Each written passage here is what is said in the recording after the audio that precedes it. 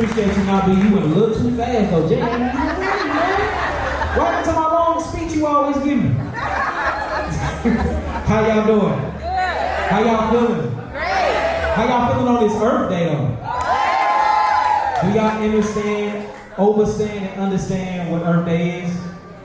I know a lot of us be participating in stuff because it's like this big old energy to it, and it feel good and it look good, but do y'all know the meaning behind Earth Day? Come on, tell us about it. I'm gonna give y'all my meaning. Okay. How about that? So to me, Earth Day is thinking of new ways and new concepts to preserve Earth.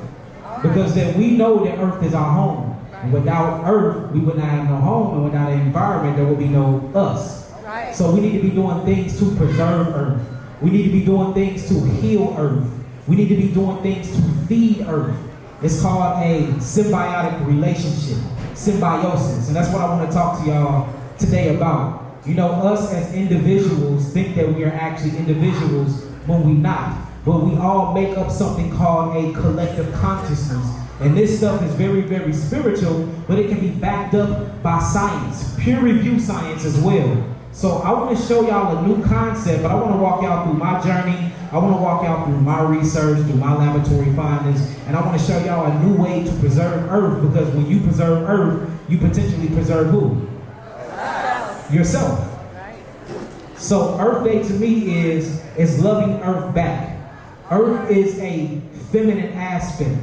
Earth is a feminine aspect because it have a womb, and it have soil, and seeds are birthed from her through germination. So Earth is Mother Earth. Yes. And you know, when you read certain scriptures in the Bible, it says, honor thy father and thy mother. We haven't been honoring her. So since we're not honoring her, it's kind of like we're getting a butt whooping right now. And that's why you see disease is so high amongst all the communities. I usually say the black community, What y'all mean that? But if you really, really do your research and study what's happening globally, we are all dying. Disease is at an all-time high in every community. And we are not sitting back looking at the common denominator, which is we are tearing up our home. You have the green revolution, the industry revolution, the industry revolution, corporation revolution, all this new technology, EMF frequencies, they're spilling oils in our seas. Fossil fuels are being burned right now by the trillions and trillions and trillions of tons. And we just sit back and we don't do nothing about it. And we don't know that these things are actually killing us. Not only is it killing us, but it's killing the plants, it's killing the trees, it's killing the soil, it's killing the seeds, which potentially kills everything. Every day we wake up, we are ingesting or digesting products that have nothing to do with the stability or the health of our body. Everything we do is made to kill us. You get up in the morning, the first thing you do is brush your teeth. Usually it's with toothpaste. Is the toothpaste fluoride free, y'all? Yes. Y'all better not be lying now. Is it fluoride free, y'all? Y'all sure? Yes. All right, and then you rinse that toothpaste out with tap water. They got arsenic acid in it, benzene acid in it, mercury in it. Did you create the toothpaste? Did you create the water supply? Then you go break your fast with all types of things that you're not supposed to be eating anyway. Usually, y'all use grains and y'all call it cereal. And these grains are GMO crops. Do y'all know what GMO means? Genetically modified organisms. So if it will modify the DNA, the deoxyribonucleic acid of a grain, y'all don't think that that will modify your DNA?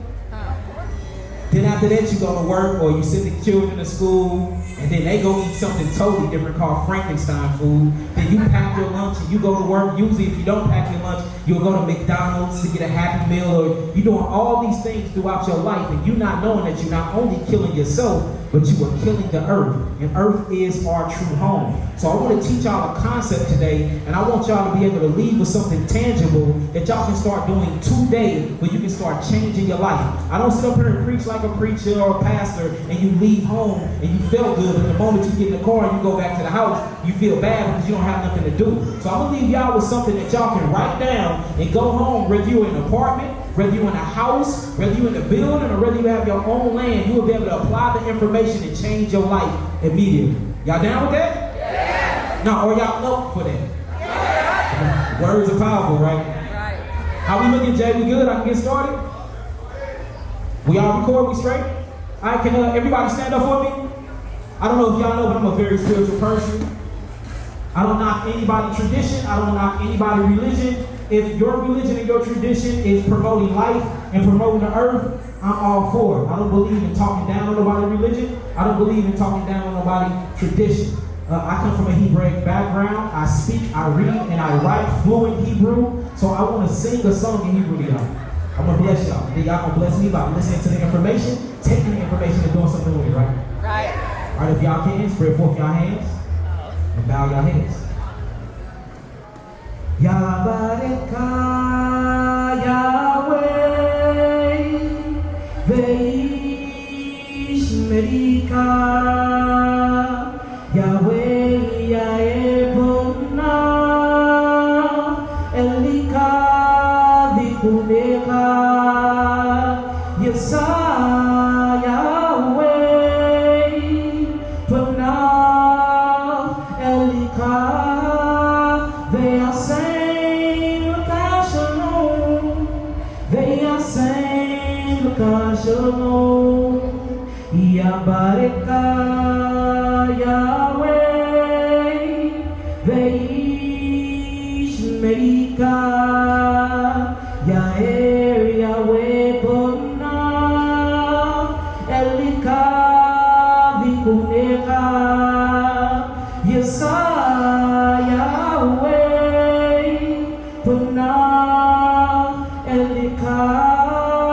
They are saying, look at Shalom. They are saying, look at Shalom. Amen. Ashe, Asheo.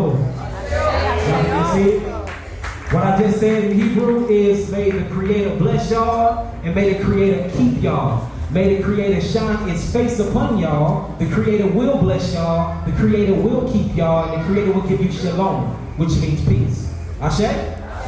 Y'all ready for this info? All I see is one person with their pen and pad out. Where the rest of y'all pens and pads? I see two people. Y'all got y'all phones? Y'all got it? Put your pens, your pads, and your phones in there if y'all going to really take this information down. All right, let's turn this into a classroom then. Okay, so what we got on the board is Saving Our Earth by this beautiful guy named Yahki Raphael. Wait, y'all know who that is?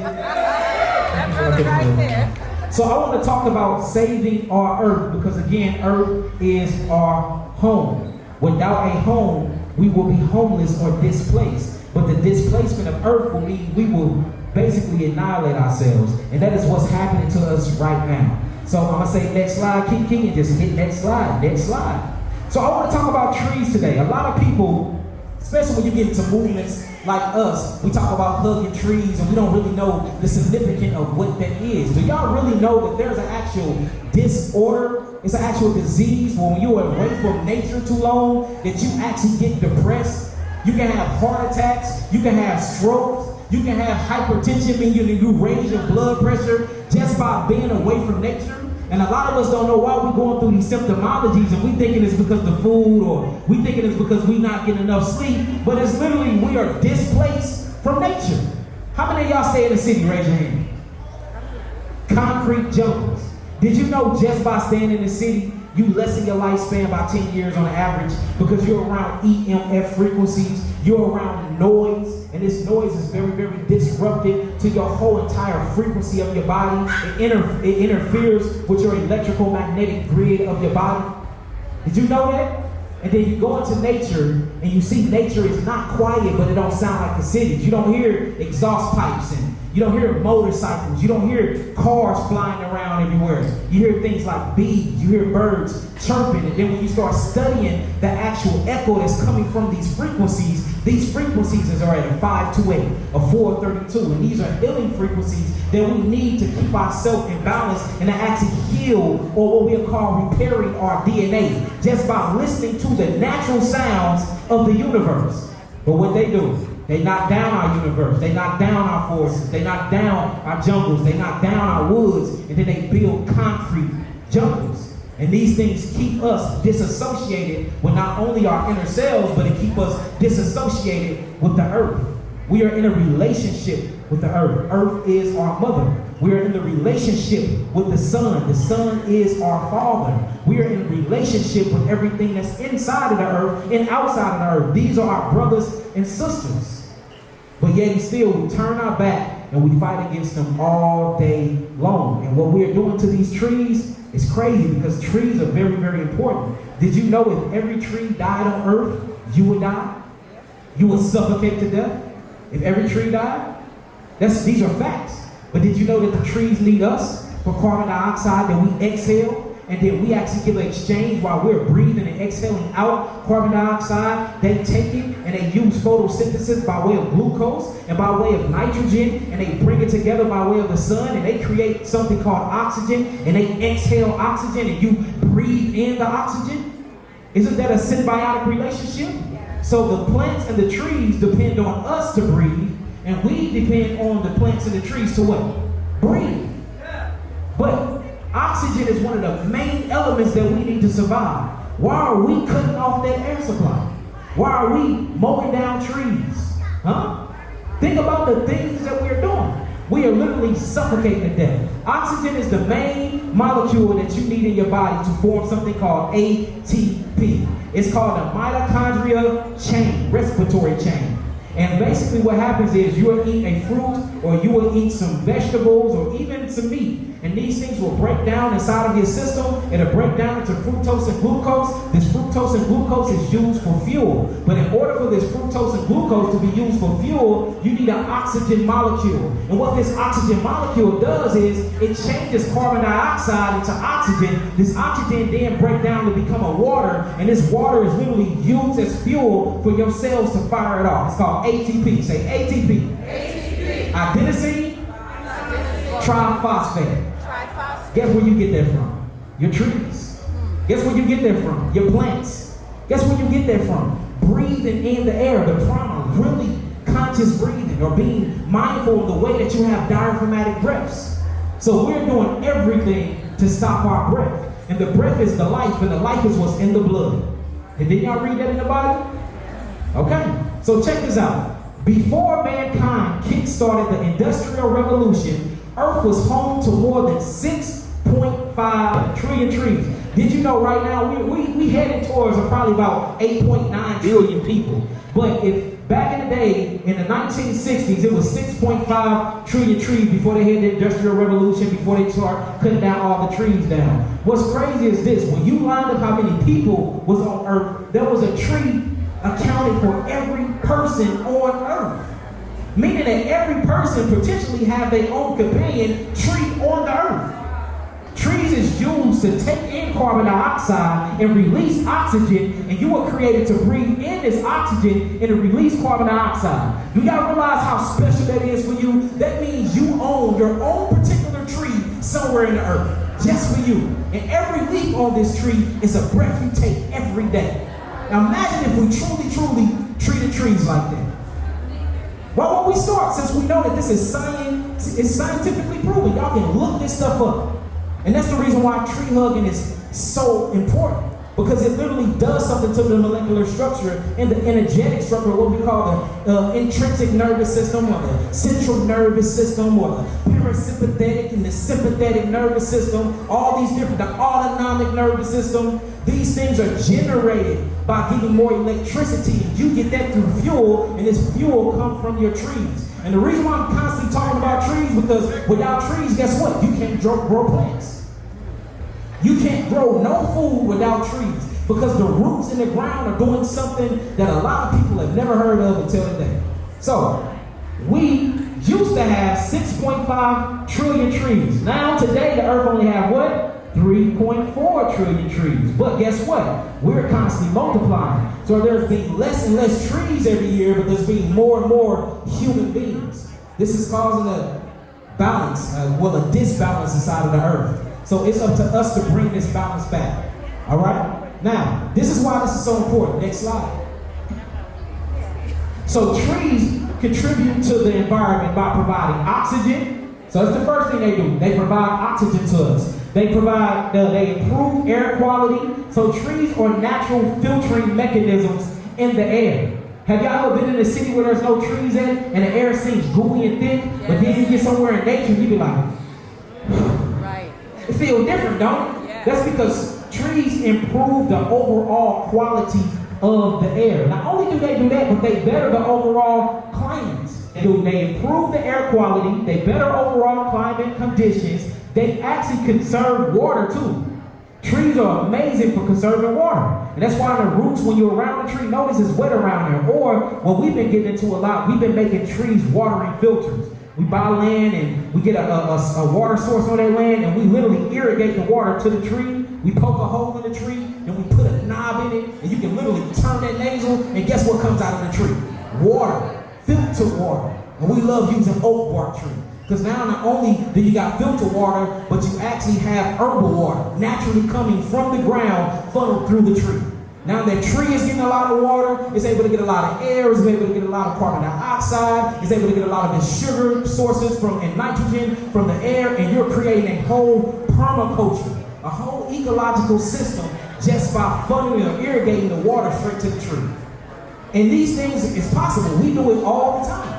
You see that? So not only do it conserve water, it preserves what, y'all? The soil.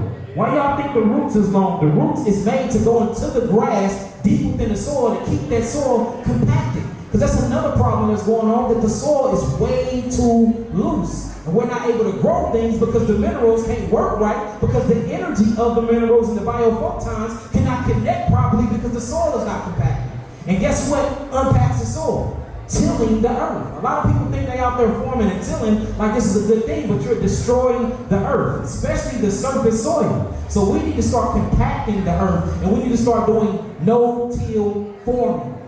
Meaning that you can plant your beds on top of the soil. You don't have to break up the soil to plant your beds. How y'all think apple trees work? An apple grow, you pick that apple, some apples fall. The apple literally decompose, go through a state of called putrefaction, then the seeds are left there. The seeds did not have to be buried to grow another apple tree. Guess what happens? Germination starts, the sun come out, they go through photosynthesis, and then you have another tree growing, or that same tree reproduces and reincarnates, and you have apples coming from that. Did we have to dig into the soil to make that process happen? No, we didn't. So there's certain types of things that we finna have to learn to start doing them now, because 5 to 10 years from now, y'all are not gonna have no food. Food is scarce, y'all know that, right? And we can say that they purposely doing it, which I think, but guess what food that they hide from us anyway? They taking and hiding the GMO foods, we don't want that. All the bread, we don't want that, or we don't need that, should I say, because a lot of y'all want that stuff. We don't need that, huh? The foods that they are keeping from us is the food we don't need anyway. So let's give them a round of applause. Good thing. Because guess what this is going to make you do? Get on your grind. It's going to make you start taking responsibility for self. Or are you able to respond to your environment? Do you have the ability to be responsive to your own climate? That's what responsibility is. So it's time for us to start taking responsibility into our own hands. All right, now check this out. It says, so during the process of photosynthesis, trees take carbon dioxide and produce the oxygen, and then we breathe from that. Next slide. Y'all getting this so far? Yeah. All right, so now we're talking about photosynthesis. We just went through that, but I'm going to read this again. So through a process called photosynthesis, leaves actually pull carbon dioxide and water to use energy of the sun to convert these chemical compounds such as sugars like fructose and glucose that can feed the trees. But as a byproduct of this chemical reaction, oxygen is produced, then released, and then you breathe. So let's all take a deep diaphragmatic breath real quick. A deep diaphragmatic breath, I want y'all to listen to me because this is a real breath. When you breathe in through your nasal passage, your diaphragmatic muscle is supposed to expand. So I'm going to turn to the side. I see my stomach is flush right now. Watch how it gets pregnant when I really breathe. It's a real breath. Then the exhale. You exhale through your mouth and your stomach go back in. Your belly button is supposed to touch your spinal cord. Can we do that together? Come on. 1, 2, 3.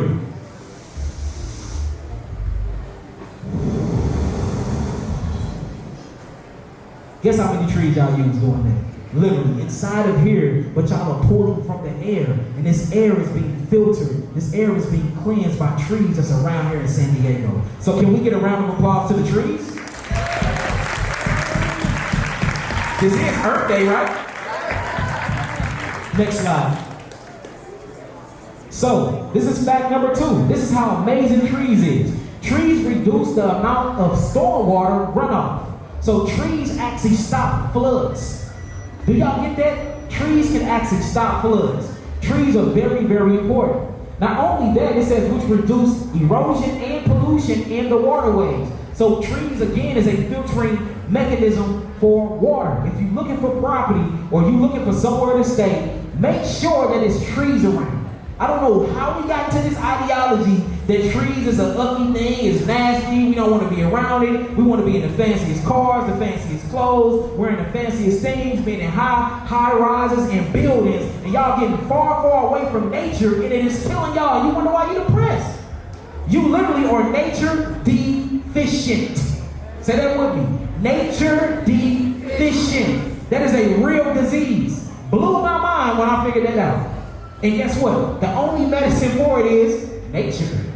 Get your butt outside the sun, take off your shoes, wiggle your toes in that grass, and ground out, get the electrons going, and push out all the cations, or what you would call protons. That's when we heal the molecular structure of the body, just by being in nature. We need to change our environment. And we need to quit letting other people create our environment. That's 10% of the people of the world controlling literally 90% of the entire globe. What happened if the 90% just stood up and said, hell no. We not buying your food no more.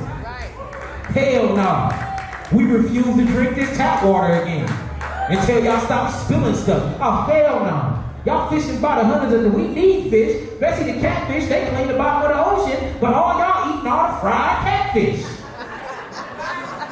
I'm just saying, if the 90% stood up, we can change this whole thing around. But we are under a spell. We are addicted. We are under illusion. And it's up to us to realize that and to do something about it. Y'all get what I'm saying? Yeah. All right, so check this out. It says, in our waterways, it reduces the effects of flooding. It says, many species and wildlife depend on trees for habitat. Do y'all know there's over 76,000 different species that live in trees? Did y'all know that? 76,000. And we just going knocking them down because you want a luxury home. Knocking them down because you want to do this on the land.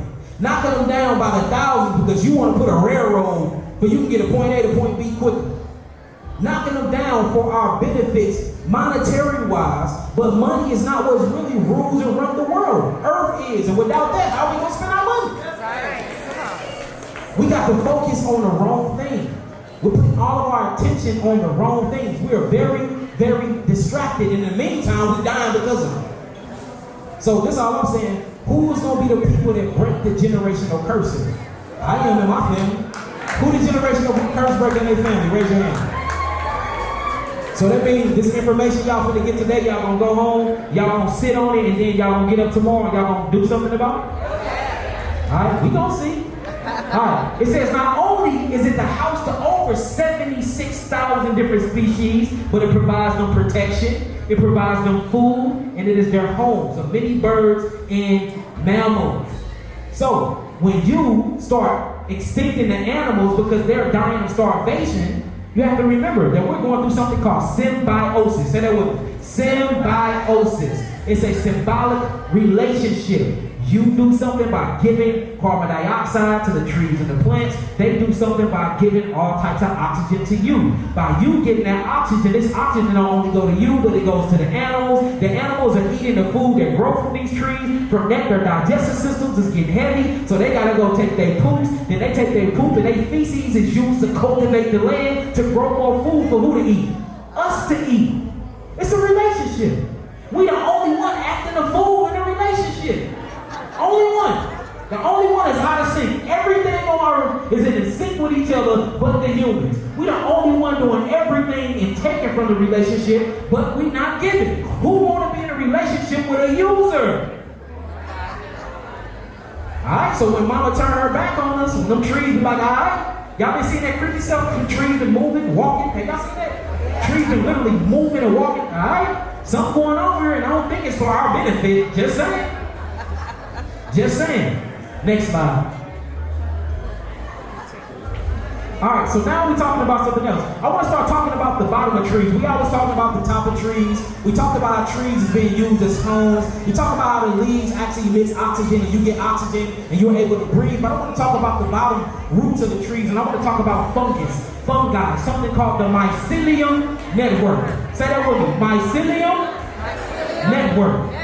That's this fungus. That we look, without the mycelium network, we would not be here. And this is a scientific proven fact. Humans are more closer when it comes to cellular biology to mushrooms than we are to actual plants.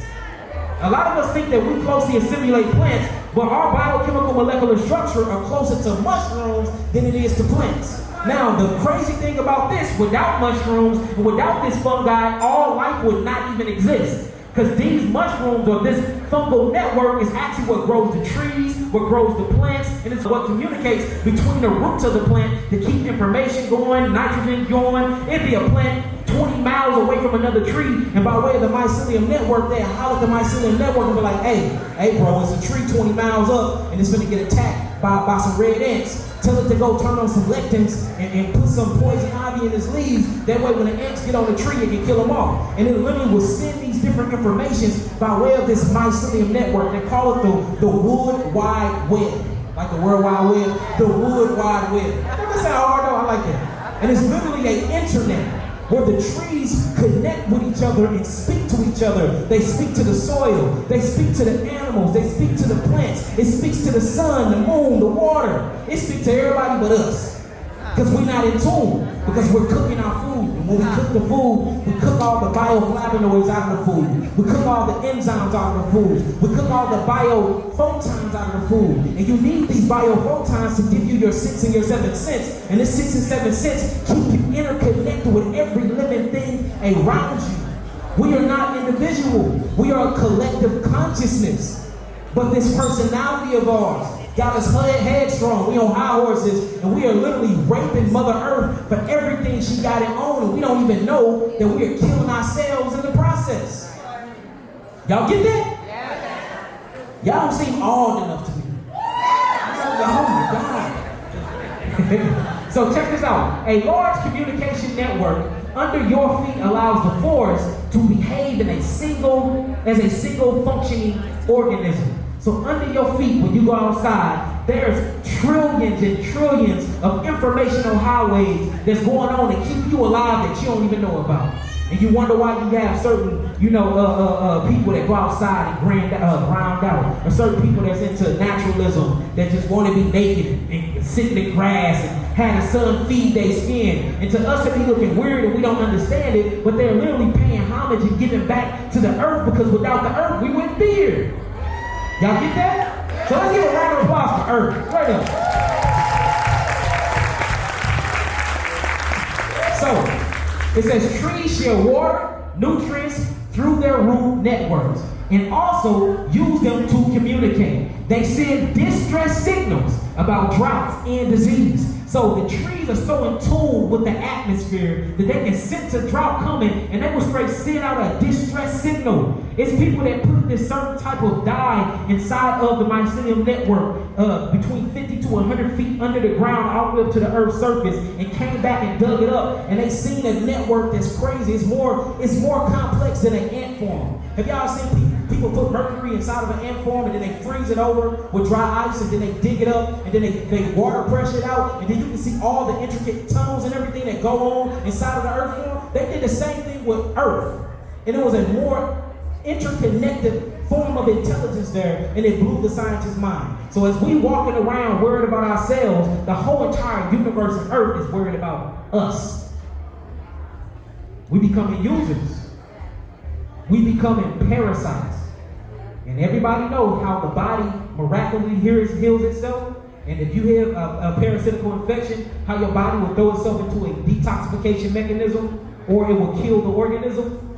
That's the same thing that's happening to us. We're going to have to choose. We either going to have to detox and cleanse Earth, or Earth is going to have to detox and cleanse herself of us. Because right now, we are being the cancers to her. Because we're robbing her for everything she got. So I want y'all to really, really, hone in on Earth Day and really feel within y'all vessels and y'all souls what we're here for. We are here to change. We're not only here to kick it and to have fun and to buy things and to eat vegan food and to listen to reggae music.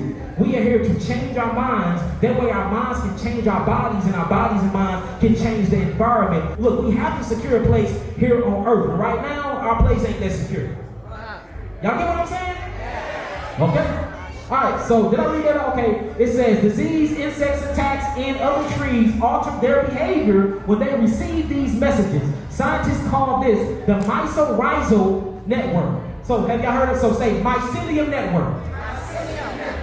Mycorrhizae. Mycorrhizal. Ectomycorrhizal. All these are talking about, these are fundamental fungus communicating with each other to keep us alive by way of the trees, by way of the water, by way of the soil, by way of the roots of the trees, by way of the plants. When nothing exists without this fungus. Y'all see that? Next slide. All right, so the actual mycorrhiza come from something called the mycelium. And this is Earth's natural internet. The myceliums are incredible tiny threads of rare fungal organisms that wrap around or burrow itself into the roots of trees. Taken together, the mycelium composes what's called the mycorrhizal network, which connects individual plants together. So not only do it connect trees together, but it connect what together? Plants. And that's where most of our foods come from. You know, most of your garbanzo beans that have to go through a mycelium network to even grow. Most of your romaine lettuce, your bok choy, all the lettuces and everything that you're growing, that give credit to this fungus that's in the ground ciphering nutrients. Because without this, you can't cipher nutrients to the roots, and these things can't be converted over into essential amino acids and essential minerals that you need, or essential amines that you need to literally sustain the molecular vehicle. So we need to be giving all of our praises to this fungus. Because without it, you wouldn't even be here. Did y'all know that though? That's some deep stuff. And it's going on right up under our feet. And the crazy thing about Earth, you can beat her, you can knock trees down, she always comes back. She don't die, she multiplies. Straight up, just like we do. Alright, it says transfer information, water, nitrogen, carbon, and other minerals through each other. And y'all, the studying and the research that I've been doing, this can go up to 100 miles, y'all. 100 miles to another, they call them mother trees.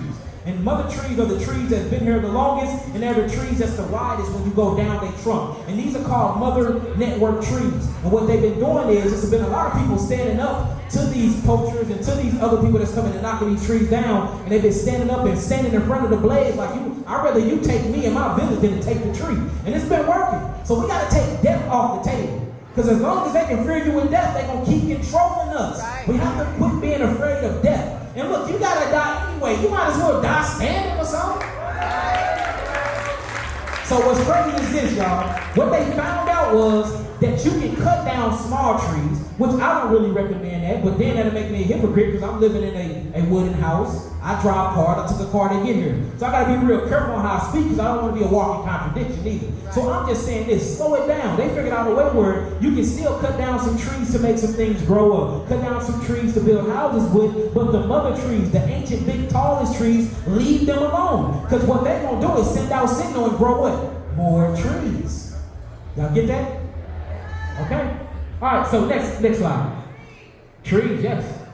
All right, so the mycorrhizal network. Let's read this out real fast. So the mycorrhizal network are fine hair-like root tips of trees joined together, which microscopic fungal filaments to form a basic link of networks, which appears to operate in a symbiotic relationship between trees and fungus. So now we got trees that's actually connected or interconnected that's in a relationship with fungus. The fungus then grows the trees, it grows the plant, and it gives them all the phytonutrients and the bioflavonoids they need. We then get breath from these trees. Not only that, we get breath from what the trees are growing, which is the actual fruits and the vegetables. And then not only that, on the side of us, we got animals that breathe in the same oxygen and they exhale the same carbon dioxide to give it back to the trees too. Now the animals get to work in a relationship with us because we're using their poop to actually cultivate our land. So far, we ain't even been 30 minutes in, and we see 6 species that's in a relationship with each other, whether you like it or not. Y'all get that?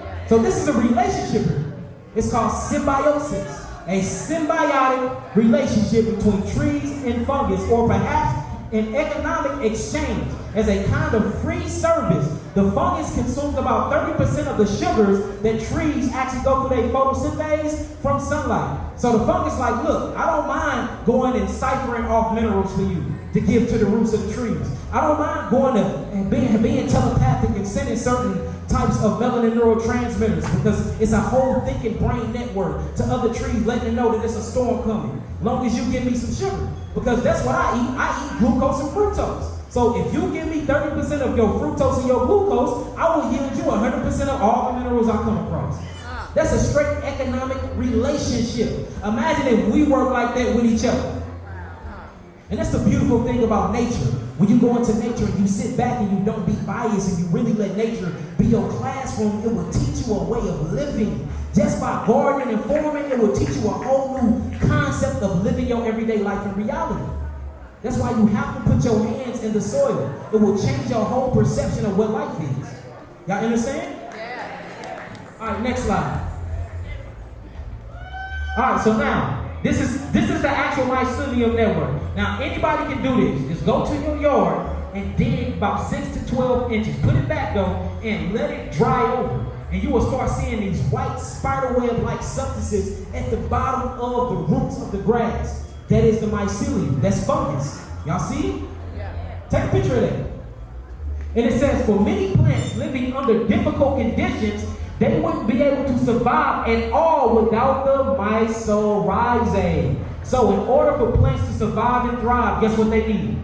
The fungus, the mycorrhizae. So this is very, very essential. But we break this up every time we spill oil in our oceans. We break this up and we reduce this every time we cut a tree down. Every time we grow what you would call BT crops or what you would call GMO seeds, it disrupts this whole mycelium network. So y'all already heard what you need to do to fix this. Stop buying GMO. If you quit buying them, they will quit putting these GMO guns into the seeds. See, the only reason why they keep doing this stuff is because you are paying them to kill you.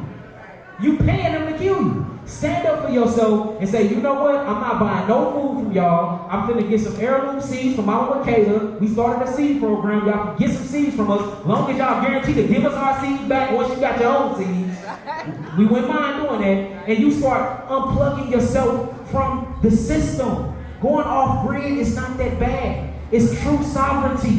It's true freedom. Imagine you don't have to go to the grocery store to get your romaine. All you gotta do is go to your backyard. Guess how much emissions you done cut down. You ain't trying to take your car. They can stay in the driveway. You see that? You ain't gotta go too far. You ain't gotta worry about getting no car accidents. All you gotta do is go to the grass, ground yourself, heal your feet, go to your plant, bend over, plug it, make sure you plug it the right way for them to have some things left to regrow or rebirth itself. Go in the kitchen. That was one process. Guess what? How many processes go through when we get our food? They gotta pull it after they sprayed herbicides, insecticides, pesticides on it. Then they gotta put it inside of a truck. Not only that, they gotta be temperaturized. Then they gotta go through the produce store. Then they stay there for a while. Then they gotta get unloaded. Then they put it on top of the shelves, and then they gotta put an actual date on it. By the time they get to you from the field, it was about 20 to 45 days, and then they call it fresh produce. But you see all the oxidative stress that's going on it's turning purple, pink, and blue. Or y'all been noticing this? They've been freezing these things over with nitric oxide. So as soon as it gets to your house, when you leave it out for 2 minutes, it goes rotten. And you say, hold on, how did it look so fresh on the shelf? Because they've been freezing it. So now all the nutritive factors and the phytonutrients and the bioflavonoids and the biophotons are not even in the food because it went through 30 different hands before it went to your mouth. We need to start doing from soil to table. Say that with me. From soil to table. Shout out to my manager, Nabi. He got me an amazing Netflix deal. But give Nabi a round of applause. Yeah. Shout out to my cameraman too, Jay. Give a round of applause for Jay. All them amazing videos y'all see with stuff flying in the screen, coming back out on the screen, words popping up. That's all Jay. But Nabi, man, he's been a great manager to me. He ended up getting in contact with Netflix through us through our attorney. We got an amazing Netflix deal, Amazon deal, and basically we have something called Food Forensic Investigation that's supposed to be dropping sometime in July. But a lot of y'all don't know we've been shooting another episode called From Soil to Table. And the first place we went to was Memphis, Tennessee. And we went around Memphis, Tennessee, and we went to all the black farmers there. And we just took them, they took us through that growing process. And the question was, why were you growing your own food? And everybody was talking about the same thing. I want to be free. How can we call ourselves free if we don't even control our food? Huh? Have you ever heard of Henry Kissinger? Yeah. Raise your hand. Have anybody ever read the Kissinger report? No. So the Kissinger is all about eugenics. He believed in depopulation control. And he said the way to control the minds of a people is not by controlling their neighborhoods. He said it's not by killing them forcefully. It's not by separating them. He said it's by controlling their food. So the way to true sovereignty and to true freedom, of course there's more steps, but we can start with our food first. Do y'all agree? Yeah. Okay. And the crazy part is, by growing your own food, you literally heal everything we've been talking about so far. And we're going to get to that. All right, next slide. All right, so now I want to talk about symbiosis. So if you look closely to the relationship between organisms and different species, they call it symbiosis. So we just looking at a clownfish, and it's moving around in this villi-like structure, and we just think that the clownfish is living its purpose in everyday life, but we don't really know that there's an actual networking relationship going on here. So it says symbiosis is defined as a close, prolonged association between two or more different biological species. The relationship can be symbiotic, or what they call mutualistic, right? A mutualistic relationship is beneficial between the both of us, right? It says where both parties involved benefit their interactions, or it can be parasitic, which is what humans have become. So we still have a relationship to the earth and to our environment, but it's a parasitical relationship, because all we're doing is taking, and we're not giving back to her. So guess what's going to happen? The breakdown of the molecular structure is going to happen. Because a parasite like to take energy. Well, the energy currency of Earth is oxygen and sugar. So if we constantly taking oxygen and sugar away from the Earth and we're not giving the Earth nothing back, anything, then how can she replenish or rebuild her own molecular structure? We are literally causing our own annihilation. And we don't even see it. Because our focus is on other things. We're so distracted. How many people sat down and just looked at the Science Channel and read about this stuff? Raise your hand. See that? I'm glad y'all being honest. Only 6 people raised their hand. But under our feet right now, death is happening. On a massive level. Water is drying up. It's just evaporating. Have y'all seen the dams, Hoover Dam and all? They getting low, super low. The Euphrates River completely dried up. We're missing water. We're missing trees. We're missing oxygen. We're missing food. Every essential thing that we need to sustain our molecular structure is now disappearing, and we're running around celebrating. We are celebrating because we don't know what the hell going on, but these things are happening under our nose. So now that the information is privy to us, what are we going to do about it? Is y'all going to do something about it? Yeah. We going to see. We going to see. All right. It says an interaction or can be a parasite, where one party benefits while the other one is what, y'all? Harmed. So between humans and Earth, who is benefiting right now? Humans. Who being harmed? Earth. It's time to protect her. It's time to stand up. And all we have to do is stop spending our money with those who are willfully killing us. That's easy. Why do we act like that's so hard? Stop spending your money with these people. We can spend money with each other. Create our own intricate relationships. You form, and you form. You form sweet potatoes. You go and you do some romaine, brother. You go out and you do some fruits and some berries. You do melons, queen. That's a whole relationship right there. I'm going to come spend money with you, and for that, I got something for you. Not only that, hey, I work on houses. I do that. It's time for us to collect with. We need to stop letting money be our actual exchange of interaction. Because money is called currency for a reason. Currency just means energy. There's other currency exchanges out here. Y'all get what I'm saying? Okay. Next slide. So let's look at these symbiotic relationships. So now this one is called a anemone, right? So a crownfish and an anemone. It says the symbolic relationship between the anemone and the clownfish is a classic example of two organisms benefiting from one another. The anemone provides the clownfish with protection. So it gives it protection and shelter from other predator fish. So it literally swims into the algae or anemone, and the anemone will close up on the actual fish. So now the big fish, this, you know how the sharks fly by is looking for them, but it can't see it because it's hiding within inside the anemone, right? It says, so it's protecting it. But the exchange is this. While the clownfish is actually hiding in the anemone is being fed all the nutrients off the clownfish through its food, its urine, and all of that. So this is a symbiotic relationship. You protect me, I will feed you. You see how they go? So that's just one of them. Tell me why. Now remember I was saying there was over 76,000 different species that live in trees? There's over 1 million different natural symbiotic relationships on Earth. Over 1 million of them. When you be walking around and you just look at stuff and you call it beautiful, but you don't know there's 10,000 different interactions going on to even bring that beauty that you're looking upon. Next slide. So now we got the cleaner wrasse and the reef fish. That's the cleaner wrasse right there. You see the cleaner wrasse actually in the mouth of the reef fish? It looks like the reef fish is actually going to eat the fish, but it's not. The cleaner wrasse is in the reef fish mouth eating parasites. It's eating parasites out of his mouth. So the cleaner wrasse actually is getting nutrients from the parasite because the parasite sucks and get all the energy and nutrients from the bigger fish.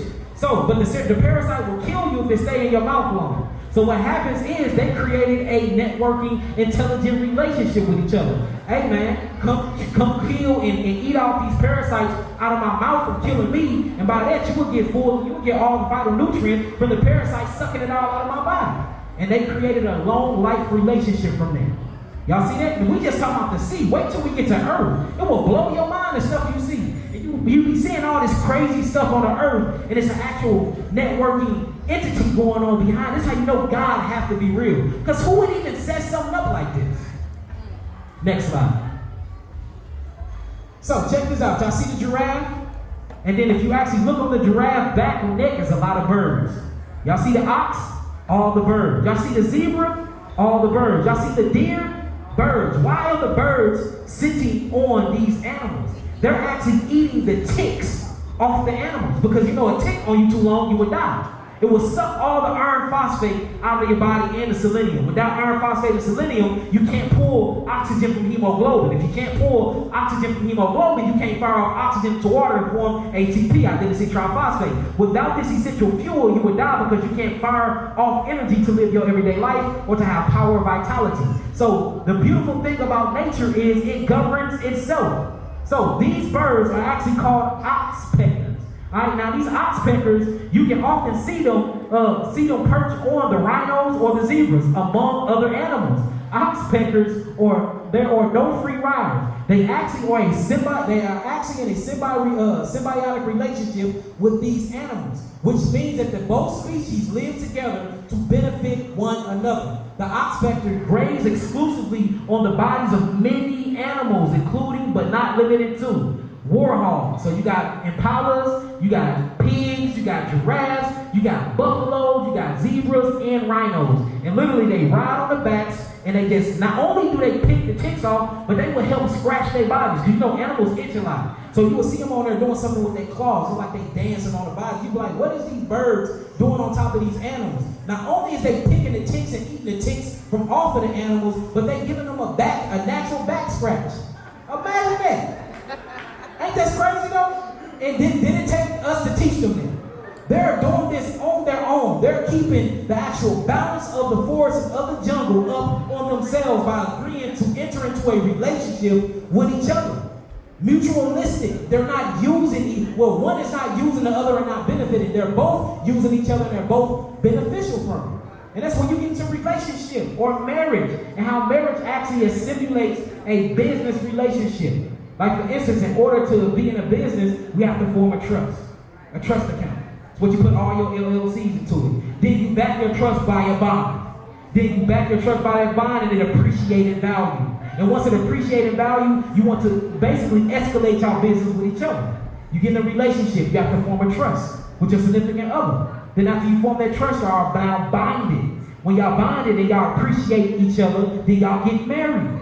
It's the same type of symbiotic relationship. So our whole family structure is based off nature, but this knowledge has not been taught to us, so we forget about it. But I'm bringing that all to the forefront today. Hopefully, I'm bringing it all to the forefront? Okay, good. All right, so next slide. Now, look, pollinations. Y'all already know this, though. Everybody's scared of bees, killing bees, knocking them down. Huh? Scared of little bitty bees. And most of the time, the bee ain't even trying to sting you. It's trying to love on you. It vibrated a 432 and a 528 frequency. If a bee land on you, that means you are a chosen one. You can never find that out when you're swapping it. You don't even know what it's there for. It's probably trying to send you some healing, but you swinging at it. Then it stings you because it's protecting itself. And once a honeybee sting you, it dies. Once a honeybee stings you and it loses stinger, it bleeds out and dies. So the whole thing is to be cool, calm, collective, breathe with them. Bees are amazing. I let them fly around my head and everything. Now, I ain't gonna lie, we talk about a wasp or something totally different. I ain't gonna lie. I'm working on that part, the wasp, man. I ain't gonna lie to you. But bees cool right now. Now check this out. So bees, butterflies, you have caterpillars, you have so many insects. And that's why the insecticide is killing our plants, is killing our pollinators, is killing the earth. Without pollination, you do not get new seeds. Without new seeds, you do not get plant growth. Without plant growth, your ass don't get food. I'm just saying. So we need to protect not only earth and its trees and its flowers and its plants, but we need to protect the what? Pollinators, the bees, the butterflies. It's so many things that pollinate, right? Now check this out. Pollination is the transfer of pollen from an anther. An anther is basically like the upper penis shaft of a plant. Yes, plants have ovaries. Yes, plants have testicles. They actually make love. They just don't go into each other. They actually use the bees to make the love for them. The birds and the bees. I'm just saying. They really be doing it. And they multiply fast, just like us. They just use the bees it's crazy, they use the bees and the butterflies to have sex for them. Now check this out. It says the anther of the plant to a stigma of the plant, later enabling fertilization and production of seeds. So pollination creates seeds. Say that with me. Pollination creates seeds. So seeds grow food. The food we need to eat to sustain our bodies, we need pollinations. But we are not pollinators. Guess who the pollinators are? Bees and other insects. So we need to make sure we're doing what for them? Protecting them by making sure they have a nice home, by making sure we're not spraying our crops with herbicides, insecticides, pesticides. So you see, if you alter something in nature, it alters everything else. Y'all get that? All right, let's keep reading. It says pollinating agents, and then the wind can be a pollinator too. Trust me, I was just at the house in St. Louis. There was a wind that came through I was itching for 4 hours. I'm like, what's going on? There was a lot of pollen that came through that wind. And it irritated my whole entire skin, especially my eyes. So wind acts as a pollination as well. It'll pick up the pollen and blow it on other plants. But right now we're going to talk about the insects because they do something crazy. So pollinating agents can be animals such as insects, birds, bats, water, wind, and even plants themselves. When self-pollination occurs with the close flower, pollinations often occur within a species. When pollination occurs between species, it can produce hybrid offsprings in nature and plant breeding work. And that's why hybrids are not a bad thing. We have to get out of our mind that hybrids is bad. There's so many natural hybrid foods. Your fruit. If 99% of the fruit you eat today, even though it is organic and it is alkaline forming, it is still a hybrid. I bet none of y'all in this room have ever had an original watermelon. Original with no flesh, no penis in it. It's a couple of. Ain't it crazy how it don't look nothing like the good watermelon, the detoxification watermelon we eat today. And the ones we eat today is very, very healthy for the body, but it's a hybrid. Even bananas. Did y'all know that baby burro bananas is not even original? It's not even an original banana. It's not. It's a very new hybrid. So all the things that we're thinking a hybrid is bad is actually not bad. What's bad is mucus and acid forming hybrids. But that can be bad just like mucus and acid forming original foods. Because it's original foods that you can't eat as well. Just because it was made by God doesn't mean it goes in your mouth. Right. It can be food for the animals. Right. It's a difference. Y'all understand that, right? Right. Okay. All right. So now Next slide. I want to show y'all these bees. This is an amazing relationship they have. So on the right, we have a bee landing on a flower and it's sucking the actual nectar out of the flower. But in turn, as it's sucking the nectar out of the flower, notice its feet is actually on the flower bud and it's getting all of this pollination. So the bees get to eat, but while they're eating, they get pollen stuck on their feet. And when they go to another plant to eat another plant, they're actually pollinating the pollen to the other flower to grow another seed. Wow. That is called a what? Symbiotic relationship. So we start to get into all this symbiosis, how everything is interconnected with everything. My thing is, we see the purpose of the bees, we see the purpose of the trees, we see the purpose of the plants, we see the purpose of the flowers. What is human purpose here on earth? Oh, who said to love? You got that? You kind of like cut my stuff short by saying answer, but you know, that's a fact. We're going to get to the scientific definition of that. Next slide. Now y'all see all the pollen? So the bees were just eating real good. Now all of a sudden the bees is covered in this pollen. Then they gonna go to another plant to eat some more nectar and they gonna shake. And bees dance. That's why when you hear them buzzing, they're not buzzing for a reason. They're literally dancing and shaking so they can get all this pollen off of it. But while they buzzing like that, they get to float. And not only do they get to float, but they get to vibrate at a certain frequency and to connect to us. Bees are very, very spiritual. They're not here to harm you. Black cats are very spiritual. They have nothing to do with the devil. Black crows are very spiritual. You see these things in ancient hieroglyphs in Egypt, ancient Kemet. You see them in the Anunnaki, all these things. Everything that's supposed to help you to make you more spiritual and to actually have you vibrating higher, they have deemed as demonic. But you can be scared and not tap into that spiritual, natural technology. Come on. Y'all get that, don't y'all? All right, next slide. All right, so now we already talked about this, but I want to point out something too, because a lot of people think that all oxygen only comes from trees. Truthfully told, there's more oxygen that comes from our oceans than trees. So you get more oxygen from the ocean than you actually get from the trees. And guess where the trees get most of their oxygen from? The ocean as well. But what we doing to our oceans? Oil spills, plastic spills. Let's put all in this spill. Let's call this purposely dumping. They're illegally dumping in our oceans. First time you were like, oh man, that's a sad accident. Second time you're like, hold on man, that's kind of suspicious. Third time you were like, oh, what is going on? The fifth and sixth time you're like, oh, that's on purpose. The seventh and eighth time, we talking about within the last 6 years, we talking about over 8 to 10 different types of spill. And let's not talk about all these train derailments, y'all. Oh my God. Do y'all realize it's up to 16 now? And every last one of them had biohazardous materials? That was an accident, huh? Oh, okay. It's crazy, y'all. They are literally killing us and we are paying them to do it. I'm just saying. So, oceans have a role in everyday life. They are the lungs of the planet. And they are a source of food and medicine for everybody that's in the ocean. But we can say the same thing about the trees. The forests are the lungs of the world. So both of these act as the lungs to the whole ecological system. And this ecological system don't only just consist of us. It consists of the trees, the plants, the insects, the birds, the bees, the mammals, everything. The turtles, the cockroaches, everything you hate play a role in reality. And if it didn't play a role in creation, guess what? It would not exist. Just saying. So it's here for, I was asking God the other day, I was asking my manager, I'm like, what the hell is the purpose of a mosquito? I had to look it up, and they actually have a purpose. It goes around and it sucks all the nutrients out of our bodies, and then spiders and stuff eat the mosquitoes and get the nutrients from our blood.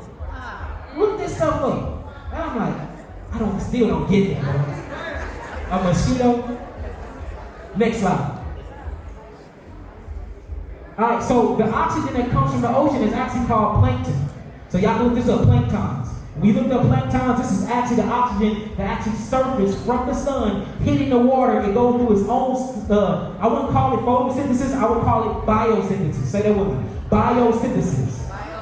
So the interaction between the air, the wind, the sun, and all the elements with the earth, which is water, it creates something called biosynthesis. And from that you get planktons, and these planktons actually carry around the oxygen molecules that you breathe in to bring ATP to your cells. So if you harm Earth, you harm humans. If you harm water, you harm humans. If you harm humans, you harm humans. If you harm pets, insects, you harm humans. If you harm herbs, you harm humans. And if you harm humans, you harm them all.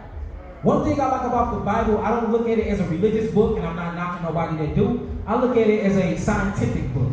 And what's crazy is if you read in Bereshit, or what they call Genesis chapter 1, it talks about how in the beginning God created the heavens and earth. Bereshit bara Elohim et hashemayim et hatzareth. It's talking about how he built earth. And then a moment after he built earth, he started putting in the sun, the moon, the grass. Things came forth from the seas, the fowls. You see this whole ecological system get built. Then on the sixth day, after everything was provided, guess what he created? Man, the humans. So it's like, dang, we are loved so much by the Creator that he built the whole entire crib for us already. All we have to do is move in, rent-free. Rent-free. We had our food there. We had our water there. We had our gold there. Everything we needed was there. And then we just started messing it up. Why do we do this? It is we have like a cytotoxin or something going on with this side. We are tripping. Something is wrong with us. Next slide. All right, so now let's talk about soil, fungi, land, plants, trees, and humans. So we're talking about this. Without the mycorrhiza, plants cannot absorb the adequate amount of nutrients which stunts their growth. So without the fungus, plants won't grow. And if the plants won't grow, you won't have no food. Then we're talking about the mutualistic relationships between flowers and pollinators, which we went through. So without the pollinators, plants won't grow. If plants don't grow, you won't have no food. Y'all see where I'm going right there? Because I'm going to read the same thing just in a different way. And I'm going to end it with, you won't have no food. So we can, all right, next slide. Y'all get it. Y'all good. Y'all quick crowd. So this is what we have to stop doing to live longer. And not only live longer and survive. Ain't y'all tired of surviving? Don't y'all want to thrive? So say, I want to live. I want to thrive. I am love. I am joy. I am peace. I am intelligent. I am magnificent. I am brave. I am not scared to die for what I believe in. Everything I need is on earth. Everything I need is within myself. Everything I need is in my neighbor right next to me. I love myself and I love my neighbor. And most of all, I love Mother Earth. So these are the things, that was off the dome too. I mixed a little bit of Galatians 5 in there. Those was a lot of scripture mixed with some other stuff, but I like it. It flowed easy, y'all. I like that. So check this out, y'all. These are the things that we can do right now to stop these issues. The first thing we can do is stop cutting down trees. Now, if you don't own land and if you ain't a part of a tree cutting company, there's so many different types of movements that you can join right now. All you have to do is Google resistance movements against cutting trees and sign up. And they'll fly you out and you can go stand up and you can look the bulldozer in his eye, smack your fist or whatever you need to do. But at least you're fighting for your freedom and for your health, right? So make sure that y'all look against movements and sign up with movements, because the more people that stand up, again, if the 90 stand up to the 10, we gonna win. If the 90 stand, imagine 90% of the world's population standing up and saying, you ain't cutting no more damn trees. What they gonna do? They can't kill all night unless they drop a nuclear war bomb, but I mean, I'm pretty sure they don't want to kill themselves. But you see what I'm saying? So there's certain movements that you can join to stop this from happening. And then the next thing is, a lot of people are not aware. Start yelling this stuff from the rooftop. Start letting people know what we just talked about today. And the more people get aware, the more people get convicted in their spirit and start doing something about it. So the first thing we need to do is what? Stop cutting down our trees. Next slide. The next thing we need to do, quit burning fossil fuels. Now, we don't own corporations and we're not really burning them, but y'all small contributes is actually messing up the earth too, because y'all drive around everywhere. So one day just say, I'm gonna park my car and I'm gonna go bike ride. Not only will that help you out with the emissions, but you can get some cardio in and you'll lose some weight, right? and it'll keep you from being lazy. We are lazy people. Technology has made us very lazy. The body needs stress to able to really evolve. The body needs some type of stress. That's why in order to grow muscles, you gotta burn that muscle, build up that lactic acid, break that muscle down. You have a rest day, you come back, and muscle's bigger. Same thing with everything in life. It needs a little stress in order to be able to grow. Even flowers, you gotta go through nitrates. Nitrates is hot as hell, y'all, but it grows in flower. Like beans. Beans are full of nitrates because they're the embryos of plants or the ovaries of plants. Y'all don't know that the beans are actually ovaries? It's crazy, ain't it? Yeah. Yeah, these are straight body parts. So we need to stop. So we need to stop burning fossil fuels, and nitrogen oxide and carbon dioxide will build up in the climate so much. Now, the best way to start doing this right now is start gardening. You don't even have to grow your own food if you ain't ready for that. Just start planting 3 or 4 plants within the next month and try to find a space on your land or on somebody else's land or join another movement where people got land and help them plant a tree. This will start pulling carbon dioxide and nitrogen oxide from the air. Because guess who eat it and store it? The trees, the plants. You see what I'm saying? So just by planting a tree, planting food, or planting a garden, you will actually stop emissions from killing the earth.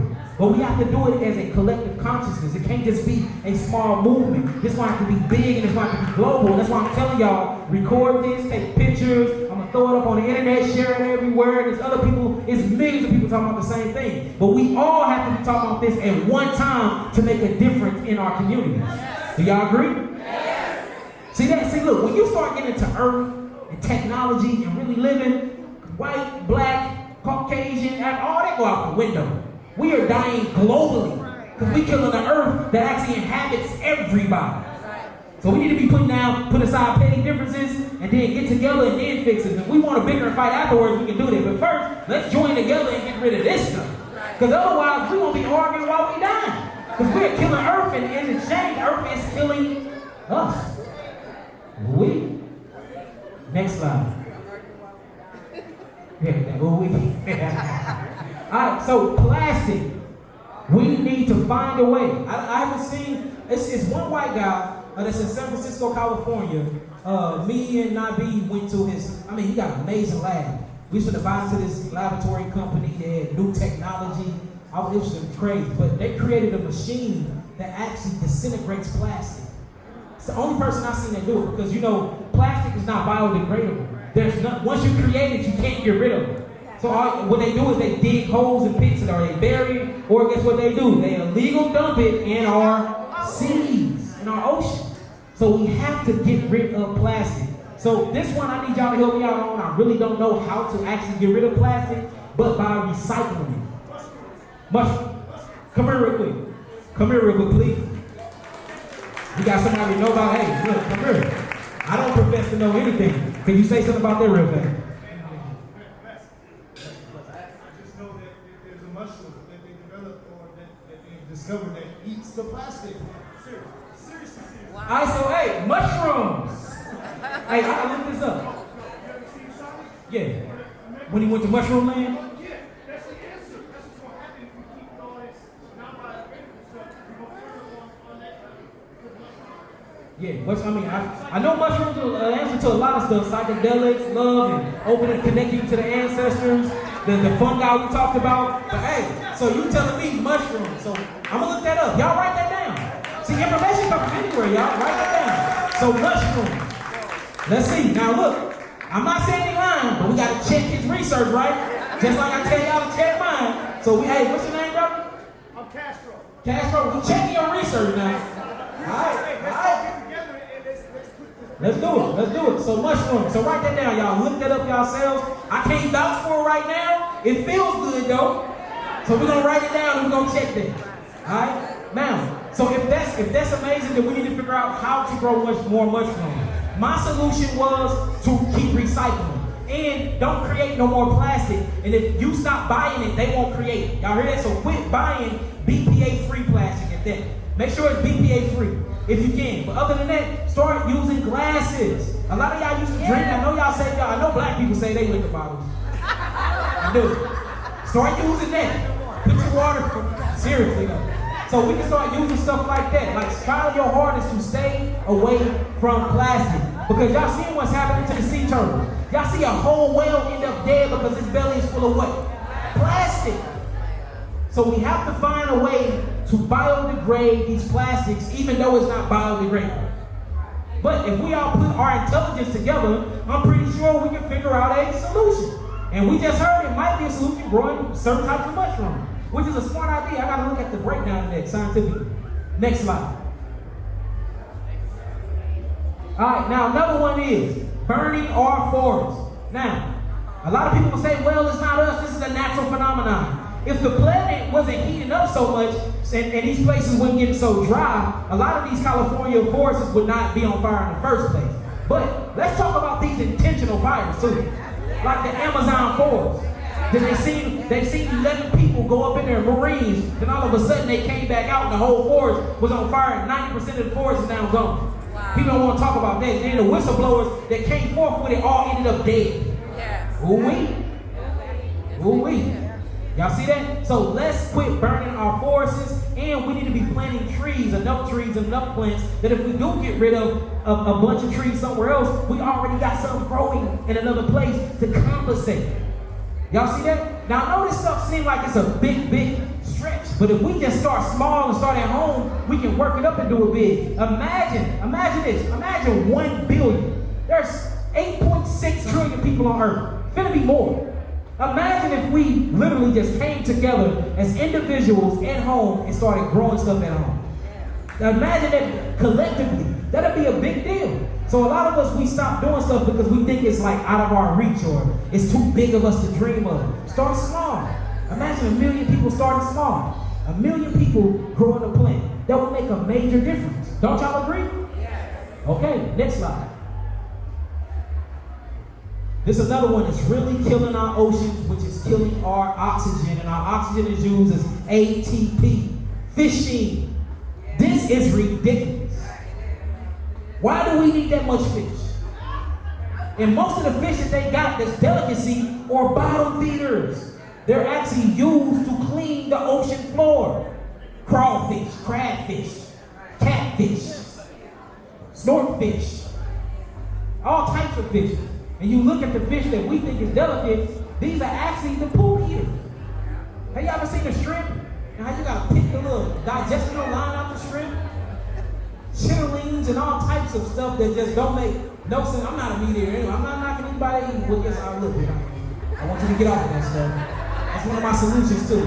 So I'm not gonna lie to y'all. I am kind of knocking y'all, but not the judgmental way. Because I used to eat the stuff too. But we have to stop the fishing. If you stop buying the fish, guess what they're gonna do? They're gonna stop harvesting the fish.